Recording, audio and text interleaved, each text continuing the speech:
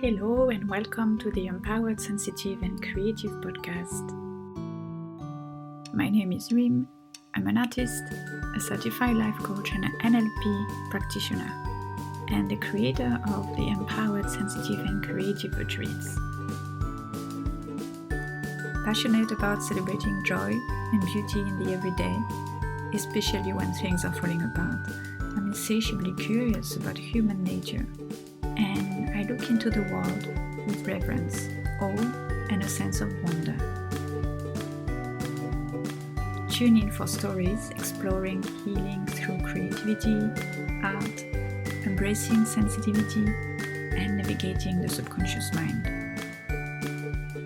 I'll talk about the struggles that highly sensitive and creative people face, and share my experiences, insights, and favorite tools along the way. I'm here to empower you to turn what we often deem to be a curse into your biggest gift. I believe that the more we create together, the more we heal the world. So let's dive in.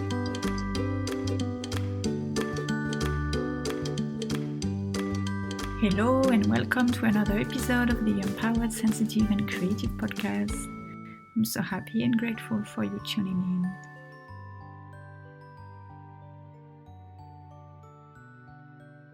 Today is a special episode. I've wanted to have a conversation with Lauren for a while. We met on Instagram last year, I think it's about 1 year now, and we immediately felt quite connected. We both grew up in Africa. I grew up in North Africa. She grew up in South Africa. We both came to London to be an au pair, and we both love creativity, encouraging other people to get in touch with their creative spirit. And we are both high sensitive people.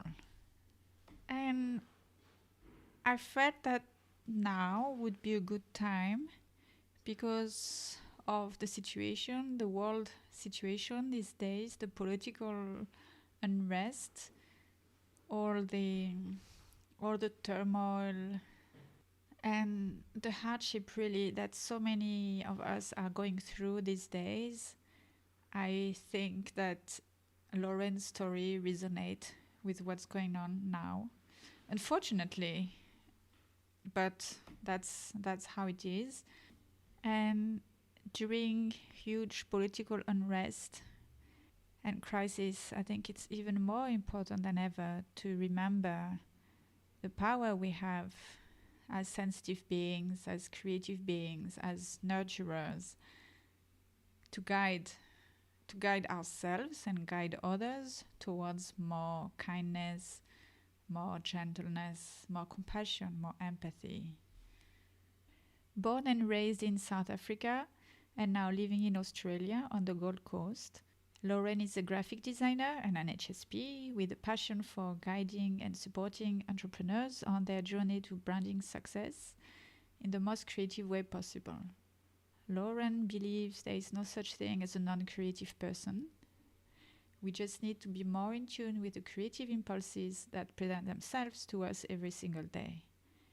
And for this to happen, we need to create space in our day, a time just for us, where we can relax and surrender to the present moment, where we can listen out for those creative opportunities as they present themselves. So I feel like Lauren and I are very much aligned. She has so much to share, so much wisdom, that I've decided to make our conversation into 2 podcast episodes. The first part, which is now, we talk about art, sensitivity, and education in the midst of political turmoil. And as a word of caution for our sensitive listeners, Lauren talks about violence during apartheid, South Africa, and mention gunshots. Without further ado, let's dive in. Hi, Lauren. Welcome to the podcast. Hello, Rim. It's so wonderful to be here and have a good chat with you. Me too. I'm so happy. So let's start by you telling me a bit about yourself, like your background. Where are you from? Where did you grow up? Sure.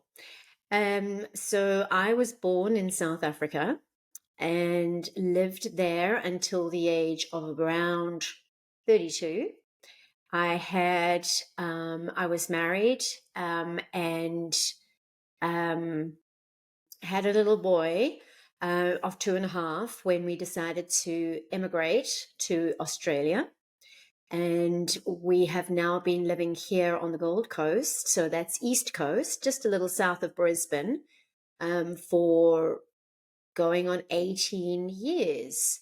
When we first arrived, I was hugely nervous and had massive butterflies in my tummy. And I put it down to emigrating and just the whole nerve-wracking event of moving countries. But after around a week to 2 weeks, the butterflies did not go away. And so then I thought, oh, maybe I have another baby on the way. And yep, sure enough, my little Chloe was on the way. She decided on her own free will to make her appearance 9 months after we arrived here. But Oh it was hard. Like, it was tough moving countries and having a baby and not really knowing the hospital, the doctor, the nurses, or any of that. But in hindsight, I think it was probably really, really good for me because it made me assimilate into the culture and into the country and into our surroundings a lot faster, a lot easier. I made friends through Chloe, so taking her to playgroup and then on to kindergarten and then school, and all of those experiences brought me a lot of wonderful friendships, which I would not have had if I had not had Chloe. With my son, yes, I would have had them with him, but just having the baby here, and the friendships were just a little bit stronger, I think. So yeah.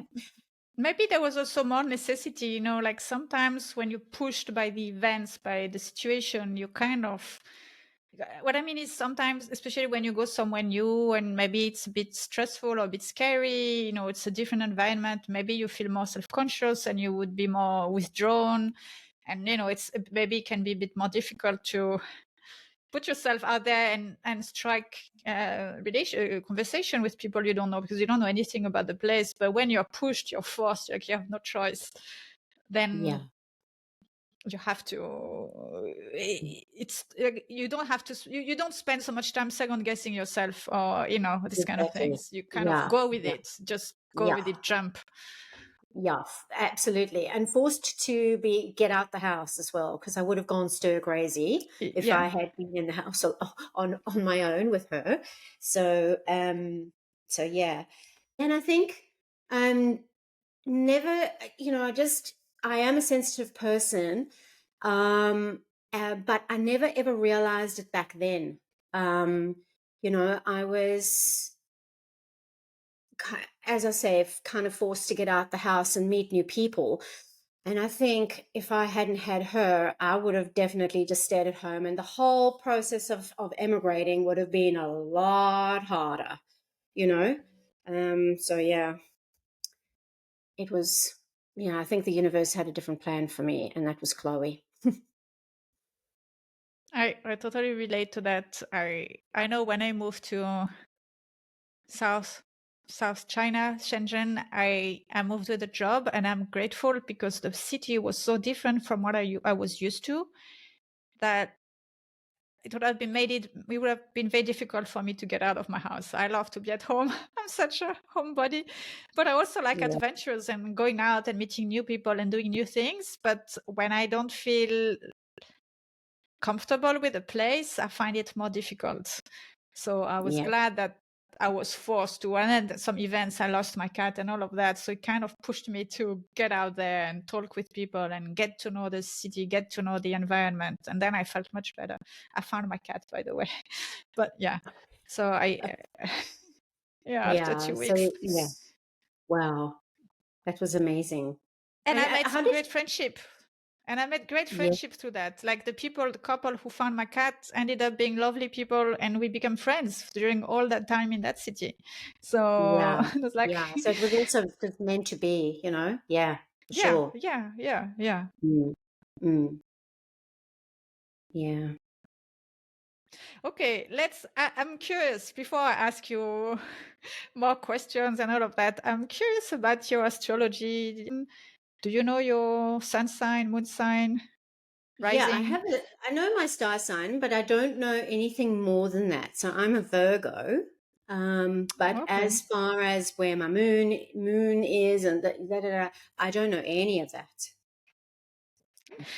Yeah, yeah. But being Virgo, and the characteristics of a Virgo, I'm definitely very Virgo. I am a perfectionist to my own detriment. And yeah, like yeah, as I say, like being perfectionist like that, and in my career, it just does not serve me well. Um, I've said before, like I've been known to move. So being graphic designer, and designing designs for other people, I kind of preempt it and think, okay, how can I make this better? Or in fact, no, how can I make this perfect? And then I'd be sitting there moving a line of type, 2 pixels to the left, 2 pixels to the right, 2 pixels up, 2 pixels down. And I was like, stop this. It's fine as it is. So that's been a learning curve for me. Can relate. When I was working as a fashion designer, I would, instead of doing the work fast and and just get done with it, I would just spend so much time. No, wait, the line is. The line could be a little bit better. What if I do it a bit like that? Also, when I was making patterns, I was a tailor, kind of tailor, and also teaching pattern making. I would drive my students crazy with my 1 millimeter.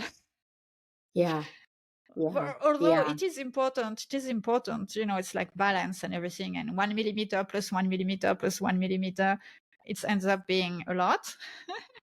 But sometimes we need to let it go and yeah. and just move on. And it's interesting. I realized that doing this work was actually making my natural perfectionism worse. you Mm, know and then I yeah, realized maybe I should do something else, because maybe it was good at some point because I was a bit more messy and I didn't have so much structure when I was younger, so doing this work pushed me to be more structured. But after a while I went too far into the structure, mm, and it was mm, like driving me nuts and also being counterproductive. Like I would not do my work fast enough. yeah, So yeah. it wasn't good for my productivity. And like, I'm curious, did you feel something like that as well, that maybe you need to do something else that doesn't make this trait worse? Yeah, yeah, absolutely. I quickly started to realize that, even though I loved designing for other people, the stress and the pressure just wasn't worth it. Like, the stress on myself, the stress that I was putting on, and the pressure that I was putting on myself just really wasn't serving me well. So that's when I started to go more down the like coaching route and helping people be able to design for themselves, where I was putting more of the control in their hands. Um, and that most certainly helped me. I mean, it was also more of a return to my art teaching days as well, because before being graphic designer I was an art teacher. That was back in South Africa. And just being able to, as I say, have the students have the control over their own work, and me being the nurturer, the guide, the supporter, was way more in tune with what I was meant to be doing. And yeah, I still do a custom design every now and again, to help people out, but it's not my main focus anymore. And I'm pretty glad about that, actually. It's quite a relief that I found this new direction, and that I'm just enjoying it way more, way, way more. That's so important. I'm Yeah. curious. So you were teaching. How did you manage to not let your tendency for high standards rub onto the kids? Because kids are Yeah. quite, Yeah. They're how can I perceptive. say, yeah, they're perceptive, but they also want to do well. Obviously, it's kind Mm, of part of nature. You want to improve, or you want to please the teacher, or you want to be a good student, or you want to be, if you're studying art, you want to be good at it. How did you, because I know in art school, design school, art school, I remember for some teachers it was never good enough, yeah. and it was Yeah. a bit stressful, to be honest. It was like I felt like they're not, and they didn't give me the tools to get better, so which was even more confusing. It was like, okay, it's not good Yeah. enough, just find your way, just manage, just. Yeah, Mm, so mm, how did you, like, because if you have high standards for yourself, you may also have high standards for others, especially if you sure. care about what you do and you want them to improve and you want to, like, to help them to dig Mm, deeper. But mm, mm. how did you? Yeah. So in the beginning of my teaching days, I wasn't an art teacher. I was teaching all other subjects. I taught maths and English. I even taught Zulu because, as I say, it was South Africa. And there it was a lot harder because it was, the, the testing and the assessment was mark based. Okay. Yeah. So the kids definitely did put the pressure on themselves, and it wasn't me. I think it was more put the pressure on themselves to do well, or to do not to, or get upset if they didn't do well enough.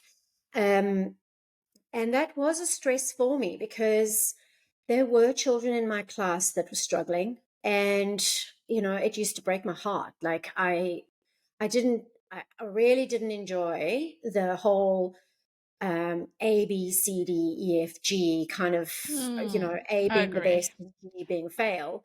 But I was young, inexperienced, and I don't think there was nothing I could do about it. So I kind of just went along with it. I tried my best to encourage everybody.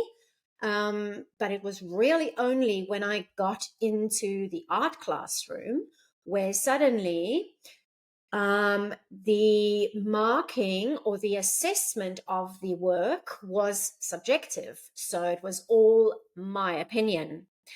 And that was when I decided, yeah, nah, I am never going to be saying to somebody, your art is amazing and your art is not so amazing. So in my art classroom, everybody was treated equally. It was, also art. It's never a subject that is, you have to pass to be able to pass the year.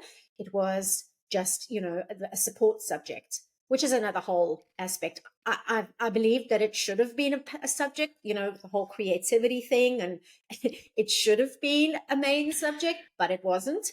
So me assessing everybody and making sure that everybody was kind of middle of the road, um, I just really encouraged people to look at their own work and critique their own work, as in, how do you feel about how this looks, and um, could you have done a bit better or not, or what, and it was, yeah, it was putting the power back in their hands. um, and because I kind of just encouraged everybody, there wasn't that, um, the students weren't really wanting to be too hard on themselves. If I liked it, then they kind of they kind of went with it.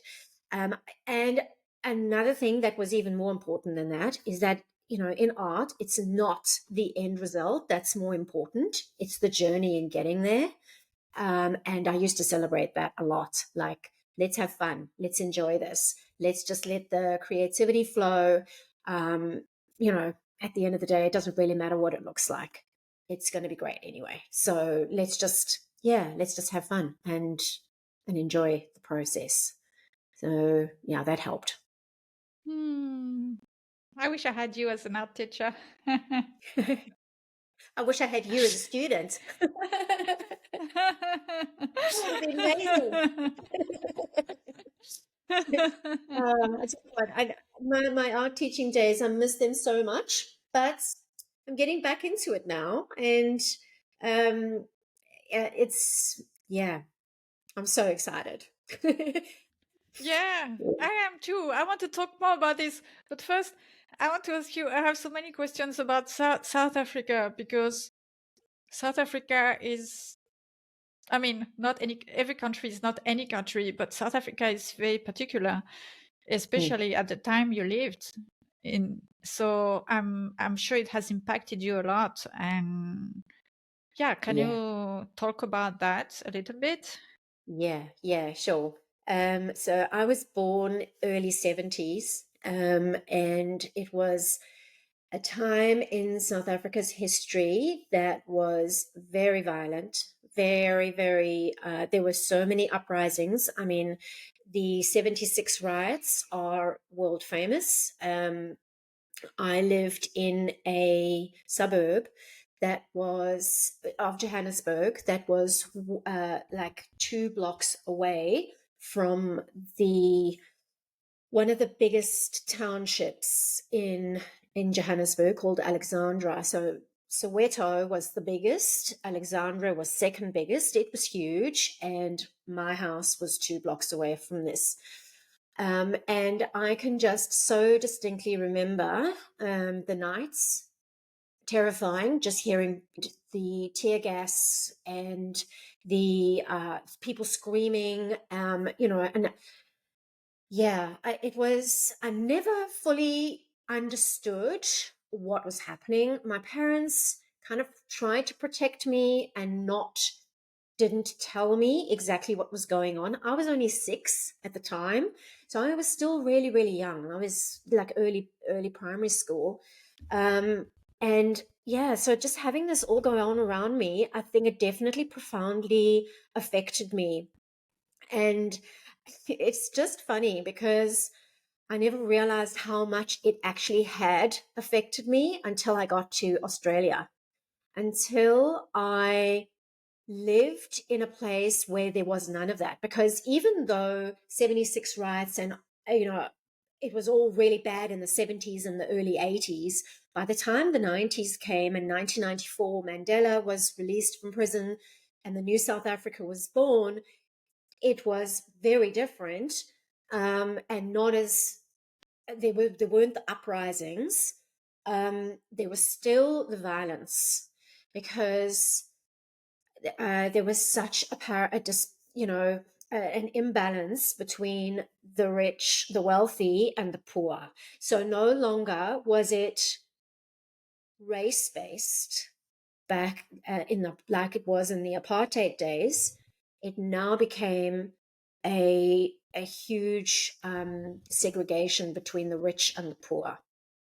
But wasn't And it like the white were more rich anywhere than the black populations? yeah. So the whites were definitely more well off, and richer. But there was a strong middle class black person that was um, born out of the new South Africa, because all of a sudden you had affirmative action in the workplace where they were giving the jobs to the kind of the order went, the jobs went to black men and then black women. Sorry, I think I have it wrong. It was black women first, then black men, Really? and then Okay. white women, and then white men, like at the very bottom. Whereas in the apartheid days, it was the other way around. Okay. So you had a lot of these, you had a lot of middle class Black people now coming into the workforce, being able to buy, because they had the good salaries, they were able to buy beautiful homes, and cars and all the rest of it. So that's why I say it went more from race to income, as in, well, poor, rich and poor. And the poor, Black people that were still at the bottom were never going to be able to work their way out of it. Like, they kind of realized that this is my lot in life. And even though it's a new South Africa, I tell you what, it just used to break my heart that you think the new South Africa was supposed to be born for making opportunities for everyone, but it didn't. So and so the poorer got poorer, and the poorer they got, the more into crime they got, just as a means to survive. Yeah. So and like even though we lived in my parents didn't, we weren't very wealthy, and we didn't live in a very well-to-do area. We were comfortable and we lived comfortably. We were happy, but there was still this constant fear, even in the new South Africa, as to, when was our happiness going to be taken away by a crime?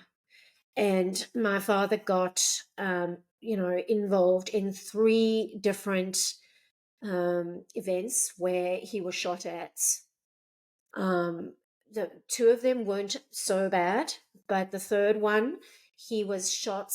He was standing outside. They were trying to steal his truck, and they shot at him. He was standing behind the door of the open door of the truck, because he was getting out of the car, or the vehicle at the time. And fortunately for him, the door copped the bullet and deviated it, that if it hadn't been for the door, it would have gone into his main artery and he would have bled to death within a couple of seconds, really. It didn't. So he got back in the car, bleeding, though. It's like a scene out of, like... You told me before, like you told me when we were preparing for this, you told me a few like there's 2 times that he got into this gunshot, but every time he gets back into the car, so it means every time there's nobody around helping him. No, Well, I everybody was ran. like, what? Yeah, everybody runs for So cover. if you get caught, well, too bad for you. Just deal with it on your own, and that's it. Yeah, Okay. exactly. And so this time he got back in the truck. He managed to drive home. He got home, parked the car, got out, and collapsed on the driveway. But fortunately, my mother was home, and she was a nurse. She was able to help him and get him to hospital, call the ambulance and get him to hospital, and so his life was saved. But yeah, this happened when I'd already had my little boy, but it was then that my husband and I decided that we are best off leaving and going off to Australia, just because our little boy needed to grow up in a country that was safer.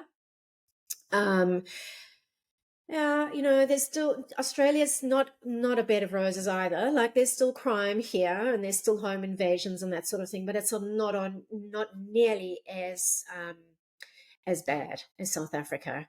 The healthcare system as well is better, and so is the education. So all of those 3 factors made us move. But as I was saying to you earlier, it was not until I got to Australia that I realized just how deeply affected my upbringing was. And I remember so vividly. This was going back probably about 5 a graphic design job where I was kind of, my desk was kind of it was kind of front office, and I was close to the door. I was the first person port of call for any visitor. And we had a visitor that was high on drugs. He was quite aggressive, and his whole face, and well, in fact, whatever bare skin you could find was just tattooed in blue. So I just saw this blue apparition coming towards me aggressively. He was high. I wasn't sure what the heck he was going to do with me. So my first instinct was to throw myself under the desk and hide. And sitting under the desk, he had turned his head and didn't know where I had gone, fortunately for me. So I just stayed there, and he eventually got tired of, there was no one else to find, so he left.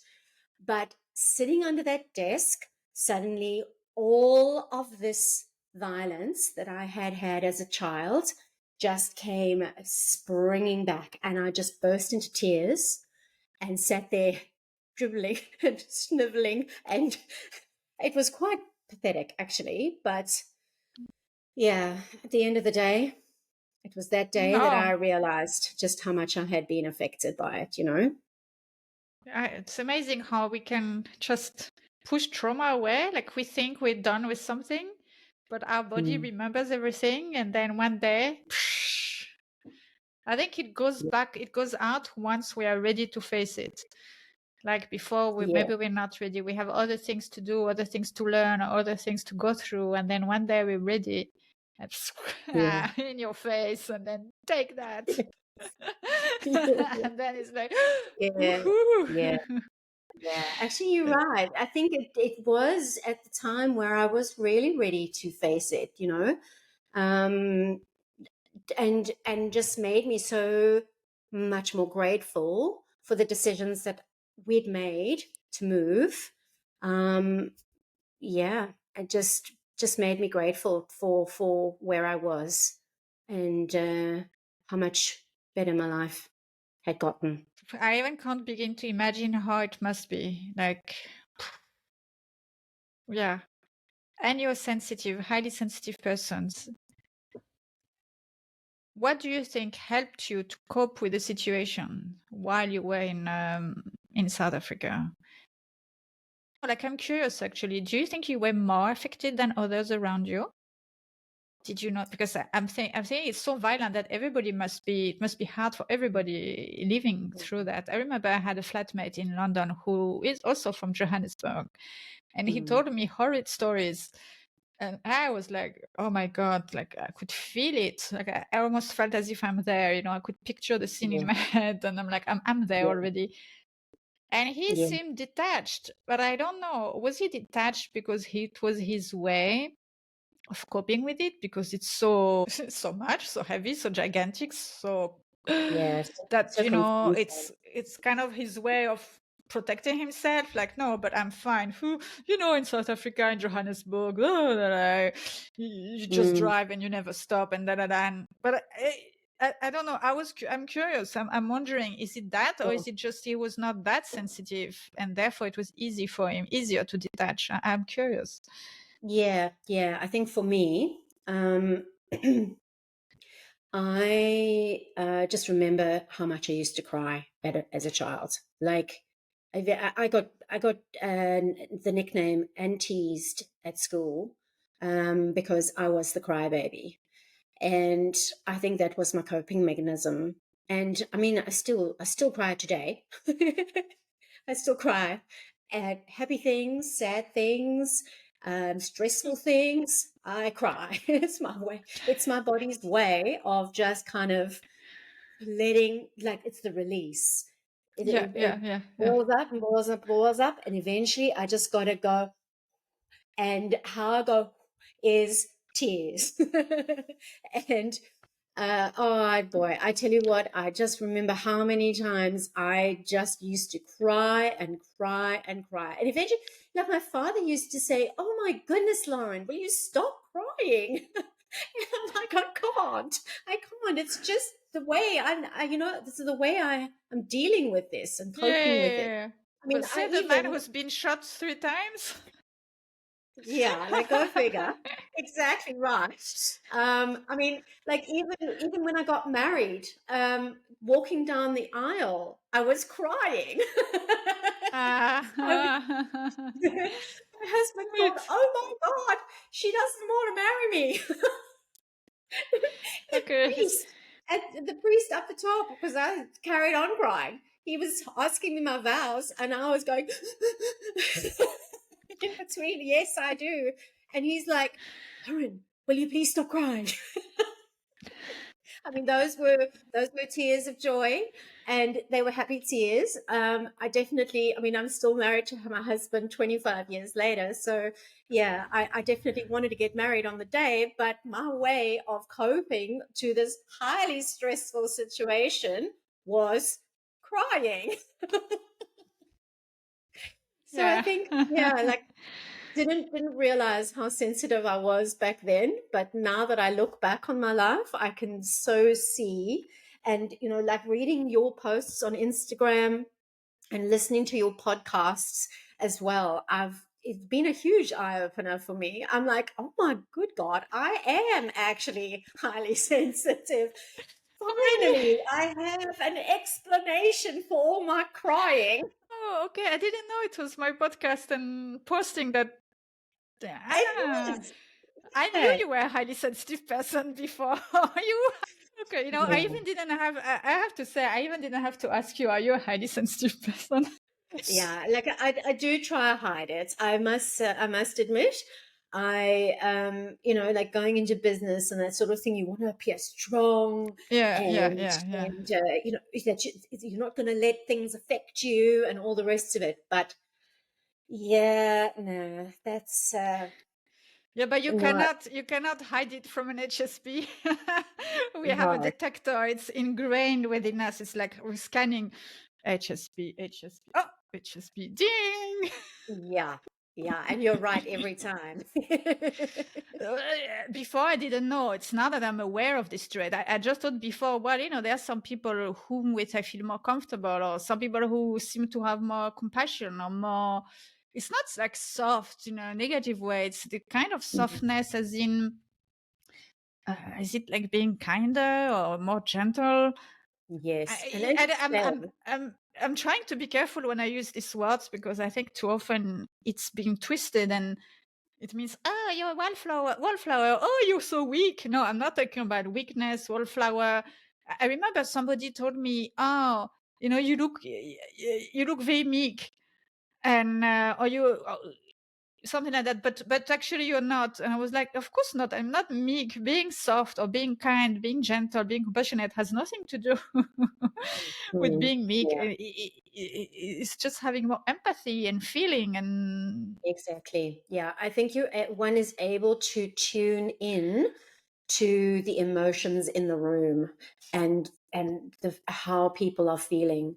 You can kind of pinpoint, as you say, like you can scan a room and pinpoint who are the HSPs because you can tune in to how people are reacting or gonna react or and how they're feeling and the emotion in the room, as I say. And I yeah. am definitely like that. I can, yeah, I can also scan the room and pretty much not necessarily tell because I think you've got a gift, as in HSPs, but I can definitely uh, pinpoint who are the people that are going to be more like me and who the people are that are not going to be like me, So in a room of strangers, I can, I just come in.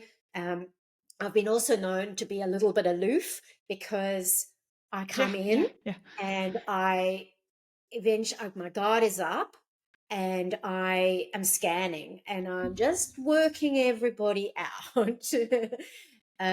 And yeah, Same. once I have kind of worked out who the people are that I'm kind of drawn to, then I open up and I'm a lot Yeah, yeah. more myself. But until then, I'm like,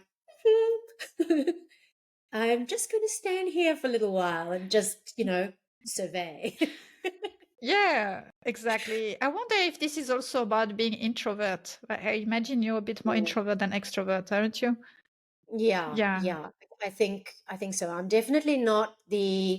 Um I'm not the person in the room that's going to get the party started. That's for sure.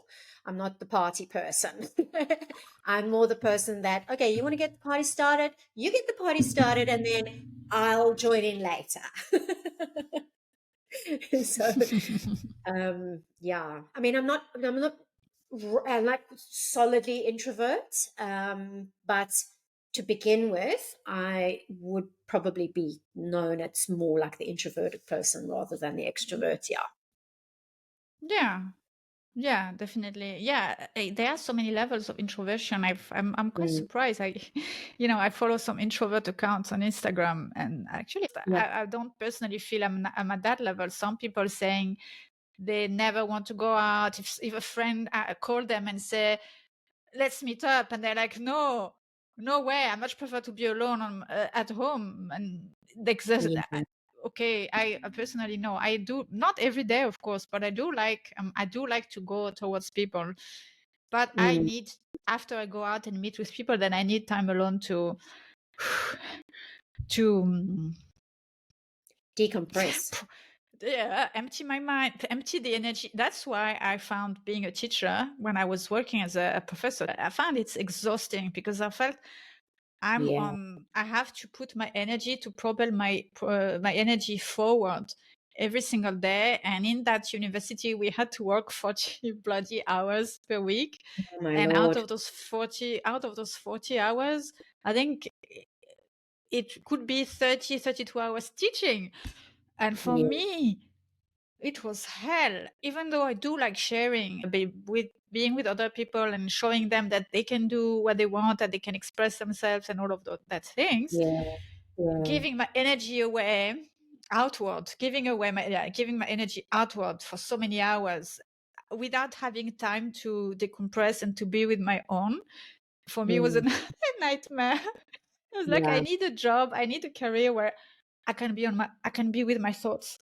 I can be with myself. It's not like Yeah. I don't want to reach out. I love reaching out, but I really need, like, I want to be able to reach out just when I have the energy, for it. Okay. Yeah. It's like when I have the energy, I can go and then open up and la la la la la la and be warm and sunny or whatever. But then Yeah. after that, Yeah. maybe it's Yeah. like the clam, the clam metaphor. Yes. Yes. I Mm. I I totally get that as well because and I think that's probably why I didn't I mean let me first finish my sentence. Why I didn't teach for very long in the formal classroom. I mean, partly it was because we were immigrating and coming over to Australia. I had to jump a whole lot of hoops to be able to get back into the education system here, and I didn't Can you bother. imagine? I had Chloe as well, so I was being a mum, and I had a lot of going on, and I was like, no, it's too hard. I'm not going to go back into it. But I think if I hadn't immigrated, I probably would have left teaching anyway, because as you say, when you're in that classroom, you are giving so much of yourself all the time. Yeah. And yeah, apart from the art teaching was different because I was merely just giving the kids the stimulus and the activity and go for it, over to you. But on the with any of the other subjects, you were it, like you were and it was also the old way of educating too, like stand up in front of the class and you speak all the time. Like there was none of this discovery learning and all of that. Like I look at how my children have been educated here in Australia and I marvel and think, oh, actually, maybe I wouldn't have left teaching. If I'd been teaching like that, then maybe I would. Oh, And I think interesting. Yeah, like by the time my children were in year 12, they were actually teaching themselves. Like, honestly, the teacher was just there as a facilitator. My son, for one of his subjects, he was doing computer science at school, and he was learning online, and he was teaching himself, which, it's like, wow, I think I'd like his teacher's job. He was just there in the classroom just to make sure that they pitched up in the day and and got onto the online classes. That's it. But Okay, yeah. no. I was gonna say I love the term facilitator. I like that. I think it's much better than teacher. I don't know. I mean, teacher is not a wrong word per se, but somehow I've always felt that it's putting too much pressure on teachers. A lot of Yeah. teachers think they know everything, and they feel the pressure that they have to know everything. And if they Yeah. don't know, they are wrong, or they are weak, or they are not good enough, or blah blah blah. And then they don't know anything about. Most of the time, they don't know anything about psychology, about coaching, about chatting with people. Like, how can I say? Yeah, I think it's coaching. I remember once I was interviewing for an art teacher job in China, and the guy said, "Oh, for me, I see teaching as coaching," and I was like, "Yeah, high five! That's what I believe should be the case, because it's giving the power in the children's hands." Yeah. And Yeah. it's much Yeah. better. But I think also being the teacher the facilitator who just say, okay, I'm here to know if you're here and make sure you're on the computer. I think it's also not very Yeah. rewarding. It's not rewarding for Yeah. the teacher, and also for the kid. I think it doesn't show the kid like that the adult is here to encourage and guide. And I think it kind of shows the kid that, well, my boy, you're on your own. Yeah. You're on your own, and deal with it. But sorry, we have to learn from each other Yeah. all our life. Yeah. Yeah. No, exactly. I mean, it was, in hindsight, it's a good preparation for him, for his uni days, for university, where he was going to be on his own and have to teach himself. Okay. Yeah. You get the lecturers, and they do get up and they teach, but ultimately the journey is very much Yours. your Yeah. own. Yeah. But yeah, I thought that there probably could have been a little bit more coaching and this, from that facilitator rather than just sitting in the classroom doing nothing. It's not gratifying for him either. Must have been very boring. Yeah, can you It's like imagine? I'm here, but I'm not here. Yeah, yeah, And that's it for the first part of my conversation with Lauren Halberstadt. I hope you enjoyed it. I hope it resonated with you. How can you nurture your creative spirit? How can you create nurturing links in your community, encourage creative exploration versus competition? How can you ease the perfectionist voice within you? And how can you spread the message of compassion, empathy, kindness around you? And tune in next week for the second part of our conversation. In the meantime, if you'd like to stay in touch with Lauren, if you would like to learn more about her work and how you can work with her, you can look her up on Instagram at Greenhouse by Lauren, and also check out her website, greenhousebylauren.com.au. I will put all the links in the show notes as usual. If this resonates with you and you would love to learn more about how to reconnect to yourself, how to listen to your body, how to connect to your senses, how to be more in touch with your authenticity so that you can lead life according to your own terms, I'd love to invite you to join me and a small group of like-minded souls for a very special retreat in beautiful Provence for 5 magical days to reignite your dormant dreams and desires while cultivating new and exciting possibilities. This will be next June, 6th to 11th of June 2024, so it's next year, and I call it an enchanted interlude in the Biosphere Reserve of Luberon Regional Nature Park. This is a lovely place in the south of France. There is a kind of magic vibe to that place. Particularly beautiful in June, with the various shades of greens of the Garrigue and the azure blue sky, the vibrant ochres of the Provençal Colorado, is a natural paradise that invites your heart to soar. This amazing retreat will touch on all your senses and all aspects of your being, physical, emotional, mind, creative, and soul. You'll walk the ochre canyons, listen to the sounds of wildlife, share laughters, give free rein to your creative expression, and relax into rediscovering lost dreams and new possibilities as you celebrate and uncover the next chapter of your life.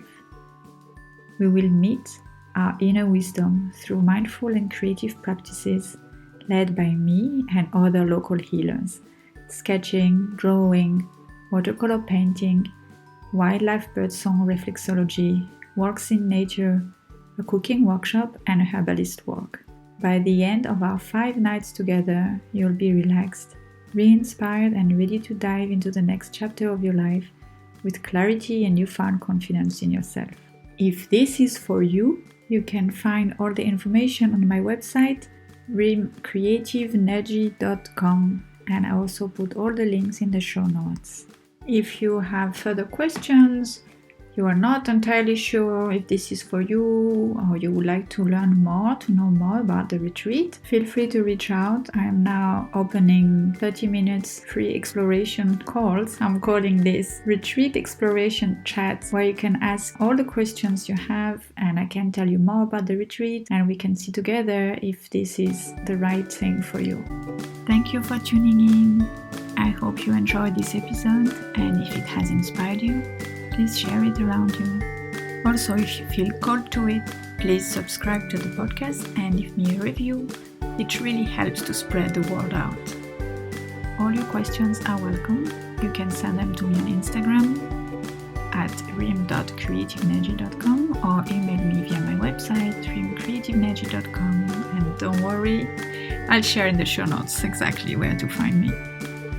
Until next time, sending you loving creative energy.